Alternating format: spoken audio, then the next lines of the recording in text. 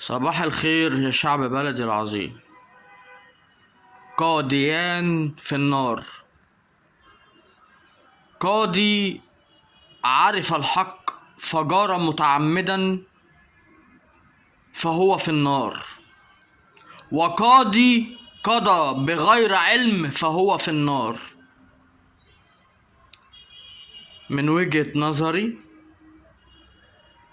يشكلون أكثر من 90% في الزمن ده، والقاضي الذي عرف الحق فقضى به لا يتجاوزون 5%، وللأسف في مصر وبس. بالنسبة لنا برضو ده من وجهة نظري، أنا شايف كده ماشي. القاضي الذي عرف الحق وقضى به ده كانوا أيام زمان، أيام الضمير صح، الأخلاق صح. النهاردة الضمير الله يرحمه إلا نادرون.